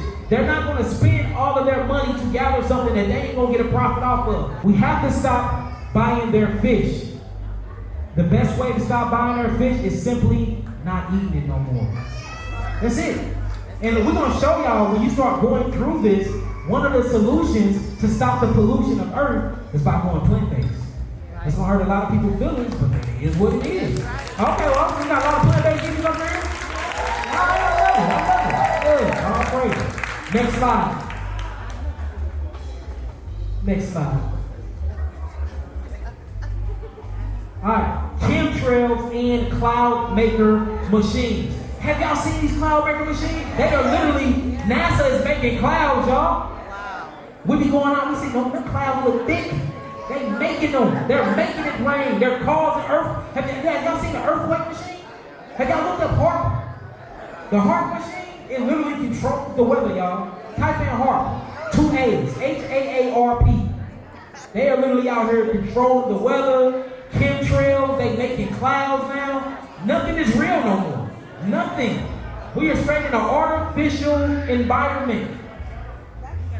So, the only way to truly stop this, because we can't stop them from doing that, is to by planting, gardening, and purifying our air around us. Because if you look up what's in chemtrails, the stuff is all metals, and these metals is giving our children autistic type of dismantling abilities. It's literally making them autistic, y'all. So a lot of people think it's the actual, I can't say they come up with it. They think it's that. Y'all know what that is, right? But so if you really start studying the stuff that's inside of I gotta say that because I'm putting this up. But if you really start studying the actual stuff that's inside these are the same ingredients that's in your chemtrails. These are the same ingredients that's in the clouds. So a lot of people are running away from these buildings, not getting that, but they still getting it by, and they putting it in the food now. Y'all seen the recent? They putting it in the meat and they putting it in the produce. So now fruits and vegetables ain't even safe no more. We are being forced to grow our own food. So how you fix this? Plant, pull. Remember, trees are actually a filtration mechanism in the air. Plants are actually a filtration mechanism in the air. If we see that the air is being polluted by these devils, these psycho and sociopaths, the only thing we can really do as a collective is we all get together and we start home forming. We really start getting into permaculture, not agriculture, which I believe agreeing with the culture, but they agree with their culture. Agriculture is totally different from what we think about it. So we're going to call it permaculture or electroculture. All right? Have y'all seen that? Using copper and electricity to act natural electricity to grow your crops? Crazy stuff. We got to get into that. All right, next slide. Another one, herbicides, insecticides, and pesticides. Most of your plants come with its own natural herbicides, insecticides, and pesticides. They're called lectins. Say that with me, lectins. These are natural occurrences in your fruits and your vegetables. So we don't need to be buying food that is GMO. We don't need to be buying food that's been sprayed with herbicides, insecticides, and pesticides. The best way to stop this is growing your own food. But if you don't have the capability of growing your own food right now, shop strictly organic. And if you can't shop strictly organic 100%, then fast when you can't afford the food. Hey, time to start getting that extreme. Fast. Just saying. It's too expensive, but you got them J's on though. It's too expensive, but you paid your rent though. You was just at that Beyonce concert. Yeah, it's too expensive. I'm just saying, we gotta quit making all these excuses. Next slide. All right, hunters and poachers. We have to quit killing the predators. We got to. Who gonna stand up for them? Do y'all realize without them, the gazelles actually multiply? The prairie dogs multiply. Hyenas multiply. All the other things multiply. And if there's too much of anything, it's bad for the earth. Because you ain't gonna have no food if it's thousands of zebras at any given time just out eating up our food. And how other people gonna eat? So the predators are there to actually keep things at a balance of what we call ma'at. So predators are not bad. We look at them bad from how we've been taught. But if you look at it from a holistic standpoint, they're keeping Earth in a balance. So we have to quit taking them out because this plays a major role in our symbiotic relationship. You see that? So let's quit hunting. Y'all want to hunt deers and all types of things. Y'all put up the heads up and like what? That's barbaric. There's nothing special about killing your brothers and sisters. And yes, the animals are our brothers and sisters. That's why I don't eat them. Just saying. All right, next. All right, oil spills or dumping. Look at these. Look at these birds. Okay, look at that. That bird is blacker than us, y'all. Because all that oil is on it. Can't even swim, fly, or none of that. And do y'all realize there has been over 1 million tons of oil spilt in the ocean since the last decade? Look it up if you think I'm lying. 1 million tons. That is crazy. Our oceans ain't safe no more. And I wonder why I went to Miami Beach and got attacked and stung by a jellyfish. Wow. Because they running from out. They trying to be up on the land with us. I'm seeing sharks and everything close now. I'm like, why y'all not in the ocean? Because we're destroying their natural habitat. They might evolve and start walking around like we. Straight up. Because y'all realize what's going to happen, right? If this stuff don't change, there will be survivors, but the survivors have to have good genetics so they can mutate. So there's going to be a mutation that goes on. So I'm just saying, and then give it the next 100 years, we're going to see the most weirdest things ever in existence, y'all. All right, next slide. Last but not least, GMO crops and seeds. Stay away from them. Do not buy them. All right, there's many different people you can go to get seeds. Again, me and Mama Makeda, we have a seed program. If you're interested in a seed program, get with Navi. Don't bum rush them, y'all. We write down y'all names and stuff, and we're coming up with a good thing. The website was supposed to be back up Wednesday. We looked at it. It looked super good. They just got to work on a few more things. We will have a seed program section on there. The only thing we ask for is if we give you these heirloom organic seeds, once you grow and you have more seeds, send them back because we have to create a seed bank. And we have to know how to preserve the seeds correctly. There's a lot of different ancient technologies and ways and practices that we have lost, and we have to learn them things again. Don't y'all agree? Yes. Next slide. Another one is EMF technology and frequency. I'm not telling you to throw away your cell phone, but hey, take a break from it. Just like you have to intermittent fast, do the same thing with your phone. Be on it 3 hours out of a day or something, because these things are killing us. It is heating up the molecular water molecules by speeding these molecules up, and it's bringing them to a boiling temperature, and these things are causing all types of disruptions in our endocrine system and our glandular highway, and are causing all types of metastatic cancers in our malignant cells. So stay away from the EMF frequency. But we around it all the time. When you get in your car, you have to turn that ignition. The ignition turns on the electronics called an alternator. The alternator turns on your radio, your heated seat. You are literally in a bucket of radiation. Don't even know it, driving around. Then you go home and you lay in the bed and you put your bed. Look, usually, according to their law, there's 2 wall outlets on each wall. So what I did was, I just put my bed in the middle of the floor. I got the weirdest looking room ever. My bed is in the middle of the floor. I'm 6 feet away from all wall outlets. It's the craziest thing, but it worked for me. Because there's so much emissions coming from, there's so much emitting electricities coming from these wall outlets, and we wonder why a lot of people got brain cancer, and it's closely associated to that. We got the phone to our face all day, then we finally go to sleep and put the phone on the charger by our face. Not only that, the charger, when we plug the phone up while we sleep, is in the wall, that's by our head. Then we wake up, the first thing we do before we even thank God for getting us up is to check Facebook. Right. I used to do that. YouTube. How many comments I got today? I used to do that. So we have to limit or fast from EMF technology. If you got a microwave, throw it away. Next time I see y'all, I'm going to say shame on you. Throw these microwaves away. And the first thing we want to do with our food is warm them real quick and then get that food to our babies. That's why we see 2-year-olds with leukemia, 2-year-olds with breast cancer and all types of stuff, because the food that we're giving them and how we heat their food up. Throw away the microwaves. They're very, very deadly and dangerous, y'all. All right, next slide. All right, I wanted to talk about this before we get up out of here. Did y'all get all the things we're supposed to be doing though? Yeah. So we need to be working on growing our own food, correct? Yeah. We're going to start there, right? Yeah. Small pot. Y'all can even start on your counter. Grow a tomato, a cucumber, something small. And once it starts to sprout, take a picture of it, upload it, and tag me in it. I'll share it to all of my followers. Literally start growing your own food. And it feels so good, y'all. My first cucumber, I thought I was the Don King of farming. I'm telling you, my first, like for me to put something in to see life come in, it made me feel so good. And then to eat your own food that you actually put in the ground, that's a different type of brag, y'all. That's a different type of brag, I'm telling you. A different type of brag. All right, so look, this is called addressing nature deficient disorder. A immense message. Methods. This is actually talking about how they did a study on people that went to boot camp and went to wilderness camps, and they kept them there for 16 weeks. Some kept them there for months, and how they left. And when they left, literally their blood pressures went up. They became hypertension. Diabetes set in. They started getting real depressed. Vitamin D started getting short-circuited from the thyroid. And it literally brought them into a mental psychosis. Then they took them same people and put them back in nature, and all of the stuff went away. Showing you that we need what, y'all?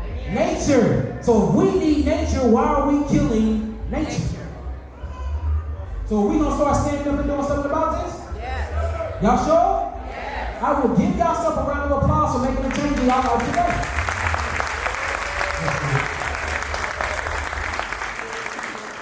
Alright, so how do we fix this?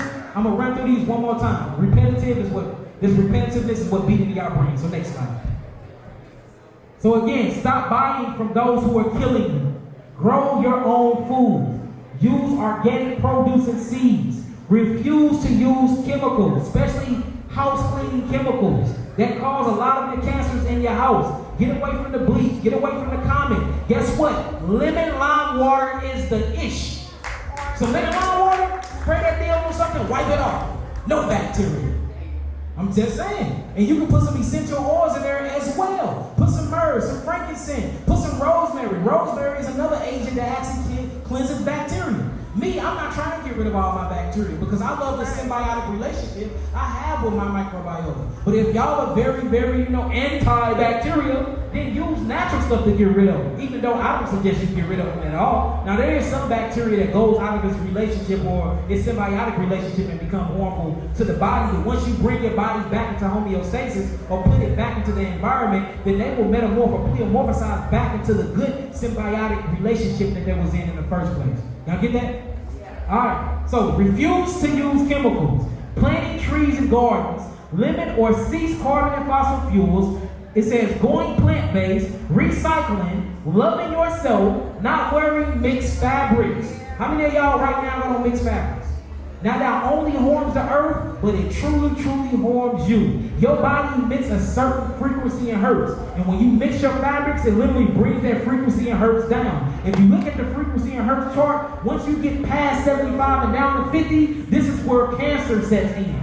You see that? So make sure you're wearing high vibrational fabrics, 100% cotton. This is 100% cotton. 100% hemp, 100% linen. Just do 100%. Stay away from the polyesters and all of that stuff because that stuff will kill your nervous system. Or it will lessen the frequencies and hertz of your autonomic nervous system and your parasympathetic and sympathetic nervous system. Y'all get that? Yes. All right. Did I miss any one of them?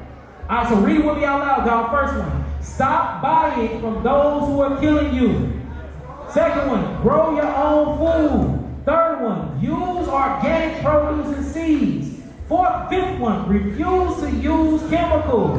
Sixth one, planting trees and gardens. Seventh one, create a solution for plastic. Eighth one, limit and cease carbon and fossil fuels. Ninth one, not wearing mixed fabrics. 10th one, going plant-based. 10th one, going plant-based. 10th one, going plant-based. Yes, 11th one, recycling. And then of course, last but not least, the 12th one, loving ourselves. I love y'all. I said I love y'all. Y'all clap. I love y'all. I bless y'all. We can do questions. Then I can do questions. We'll take 2 quick questions. It can be about health. It can be about anything. Raise your hand. Y'all thought I was still here talking about health, didn't y'all? Come on, man. Come to the mic, man. And did y'all enjoy the presentation? Did y'all learn anything? Perfect.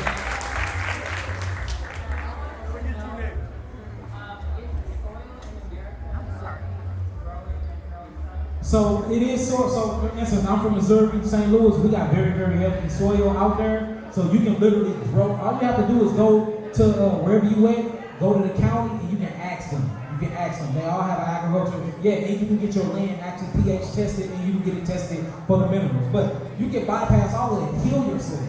You can heal your soil, and you can do raised beds. There's nothing wrong with doing raised beds. So the first thing to do, get in contact with the county and find somebody to come out there and actually test your soil. If it tests good, if the pH is good, if the microbiota, if that symbiotic relationship in there good, grow straight to the ground. If not, then there's other different methodologies that you can use to actually get the soil good. And if you just want to bypass all of that to actually start growing, raise beds and go buy your soil. And then once that soil get good, put that soil in the ground.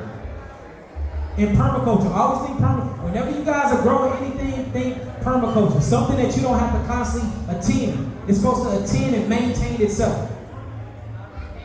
That's all you want? That was the question? Okay. I see, imported soil is good.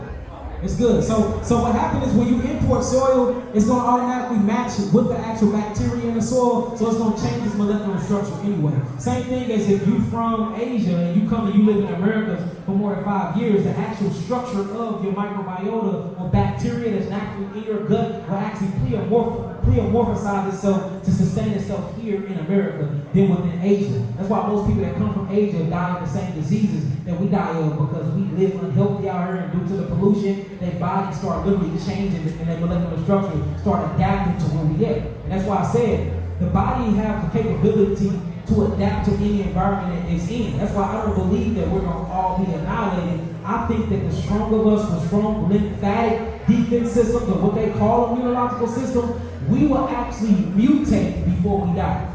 So you're going to see, the next 100 years, we're going to see the most hideous stuff we've never seen in our lives. Because we're gonna have to, if we don't change right now, we're gonna have to adapt. We're gonna have to mutate. And me, I believe that's the future alien race. I think I'm not saying this is fact, this is just my thoughts. I think we are the future alien race if we do not change where we're going. Man, that's my thought though. Now that's not scientific fact. That's just what I came up with. What's going on, King? What's going on, bro? That's going to be in your presence. Thank you for being here today. All praise. So I used to work for a sustainable farm. It's called Farm Fresh to You in California. If you guys are interested, looking for farmers that grow no pesticides. Oh, so talk slow, they can write that down. Anybody from Cali, write that down. Farmfresh2you.com. They use no pesticides. They don't alter the soil. There's no harmful herbicide, any of that. But I was previously let go. But besides the point, we talk about organic. You sound like you got a new data. I was previously. No. But it was a sales job. So we learned working with the job that not all organics is good. We learned that the term organic does by the USDA just means you can't alter the soil. Yeah, it's called labelized. Yes. So by organic means it was strictly grown by our creator.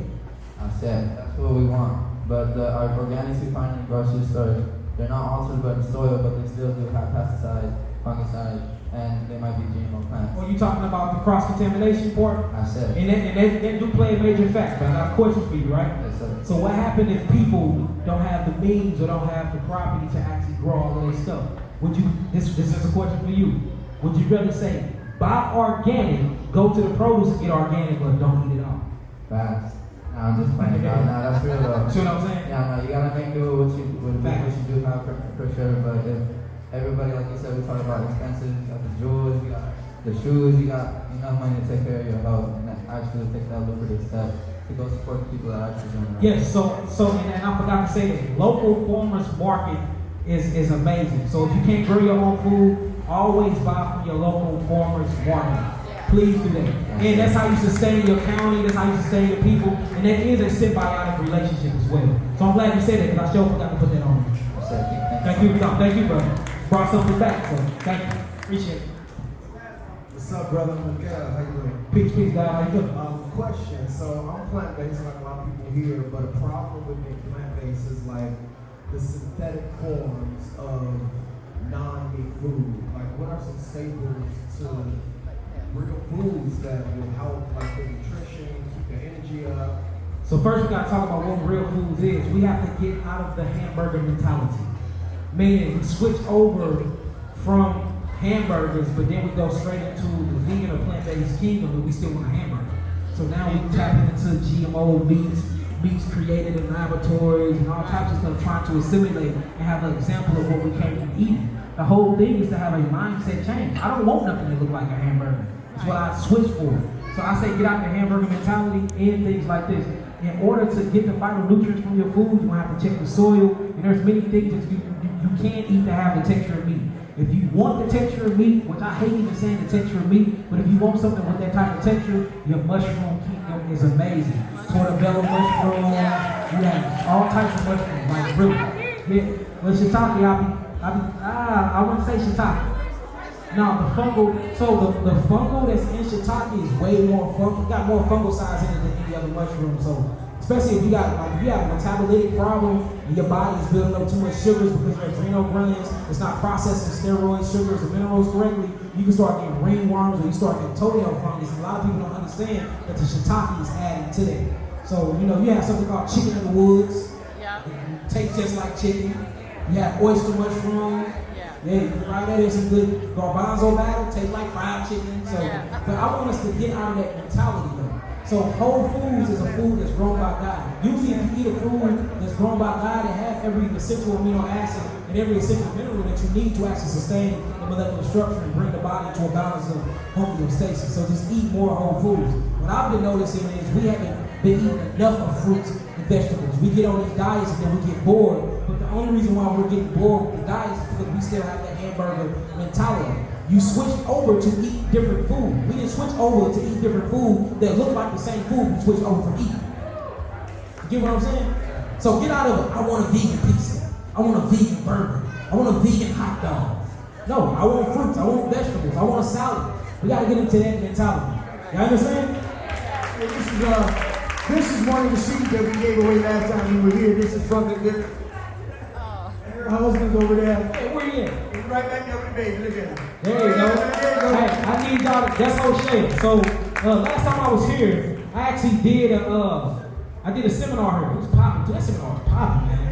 Man, May 7th, the last year, and we gave away probably about 100 seeds. And shouts out to Hosea. Hosea, they went home, they immediately planted it, they started planting. I mean, they sent pictures. They growing so many things in their backyard now, eating from their own garden off the seeds we provided for them. So I want to thank you, brother. Give him a round of applause and his wife and the baby. They just had a baby as well, so congratulations. So this is show y'all, we're not lying. We really are helping people and doing it for people. We're not lying. We gave them seeds and they grew some. How you doing, man? Hello. Appreciate it. I'm plant-based and eating raw food, really. And I'm part of exactly this system, so I refuse to buy something that's killing us. Yes. But it's very difficult. Very, it is. And what I don't understand in your message, typically one point is regarding carbon dioxide. We know that carbon dioxide is part of the synthetic mechanism, so carbon dioxide is very important for plants. Yes, So the plants need. it's not really true that it's bad. The more deoxycarbon you have, the more plants you will have. So the better it's for Only if you get cycling. Dangerous is the irritation for Only if you get drawing from the air though. So carbon dioxide, listen to me real quick. Carbon dioxide does nothing from us if it's in the actual air. We need oxygen.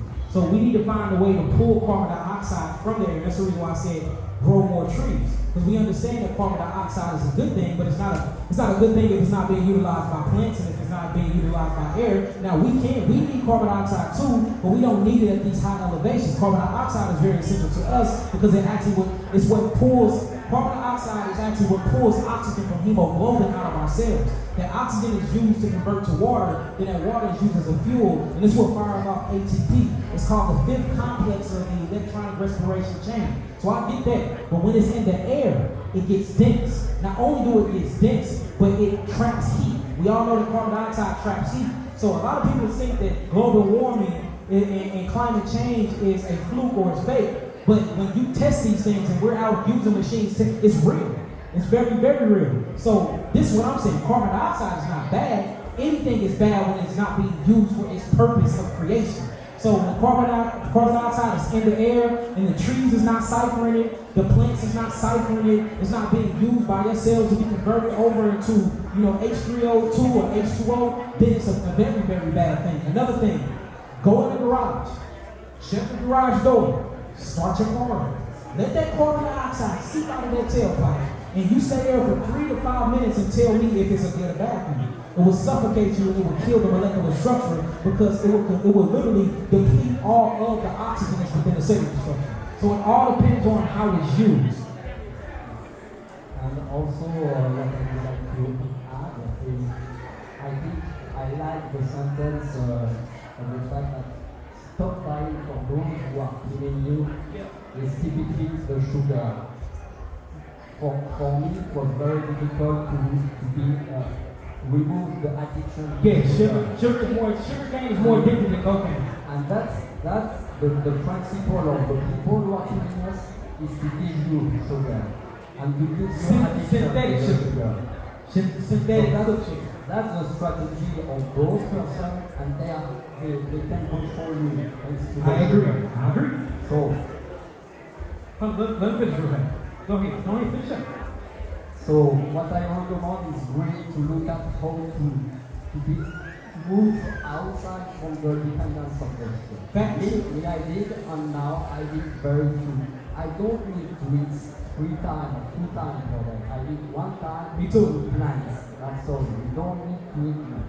Yeah, you get in natural glucose sugar. That's the secret of the autonomy and the independence from the system. Appreciate it. Thank you for your time. This is the last question. Come on. How you doing? So earlier you were talking about us living in our urban cities, and so we live here. So what's the solution? So I'm a zero energy developer in this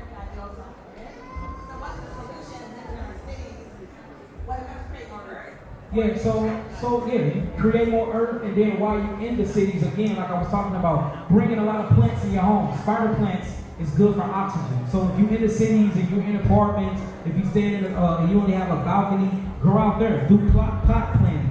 Not only that, bring a lot of plants into your household. And still, while you're in the apartments and you're in the city, make sure you're going outside the city to do local farmer shopping at the farmer's market. So there's many things, but the whole ideology is to get out the city.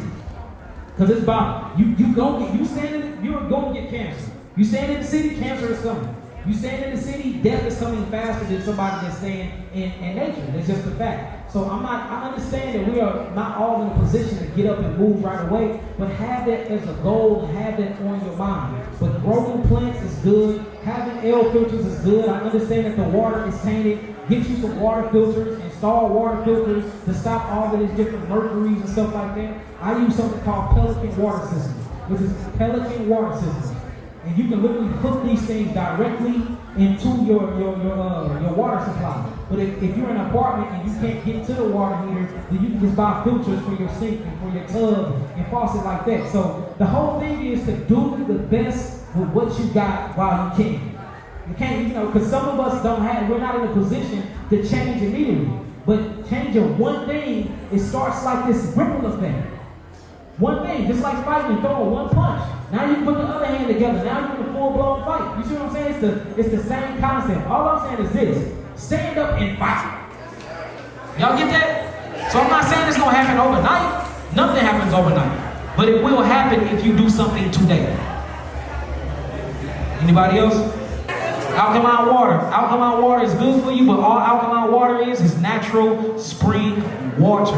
Any bottle that say alkaline, man-made, and isolated, whoop-de-whoop, and it don't take that stuff. It's isolated chemistry and it's alkaline. True alkaline water is water that is on a spring bed, and they have a pH more than 7.0 on the potential hydrogen scale of what they call the pH balance. If it's not on a rock spring bed to collect the minerals from the rock, then it's not alkaline. What they're doing is they're isolating chemistry like magnesium and like copper, zinc, and all these other alkaline agents, and then they putting it in the water, and then they sell it to you. One of these waters that I'm talking about is called essential water. Essential water is not alkaline, that's man-made alkaline with isolated chemistry, and whenever you isolate chemistry and you take iron phosphate and you put it in the body without selenium or calcium, it will strip the body and the bones of other things before it can become a complete whole structure. Same thing right now if you eat a raisin, which is a dried grape. The body's going to strip its cells of H3O2 to actually bring that grape bracket to life, and then it's going to choose to break it down. So that makes the body more dehydrated. Same thing as drinking alcohol that come from natural sugar.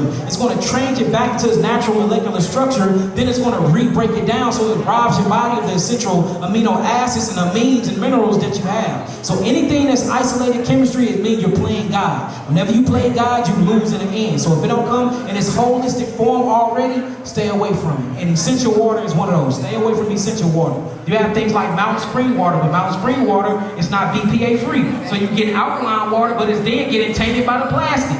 You see that? So if I do drink a water, which I don't, I'm an H3O2 drinker. Y'all see me walking around with a jug of coconut water. That's all I drink. I drink my fruits every now and then. I will have water. I drink pond water. And pond water comes from a natural spring. It is naturally alkaline, and it's in a glass bottle. Pana, P-A-N-A, Pana water. I hear you.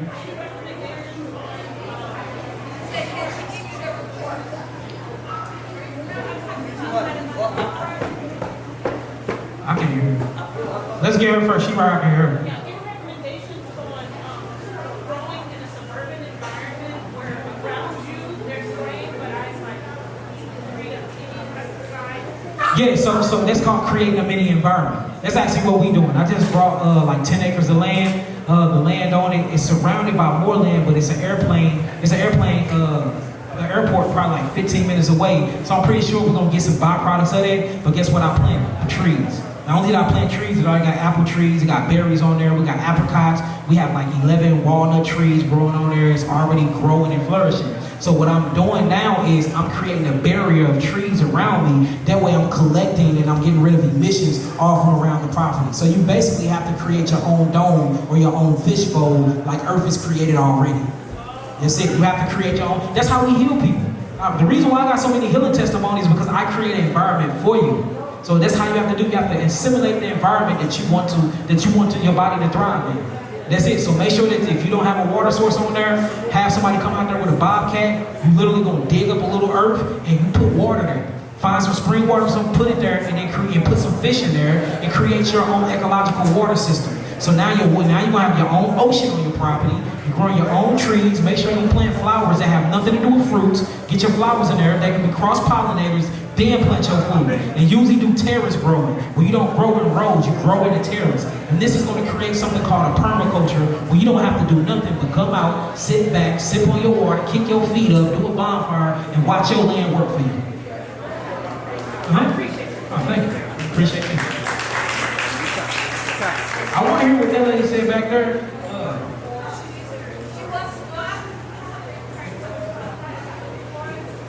I told you I got you when I was done. Hold on, brother. Let's hear it.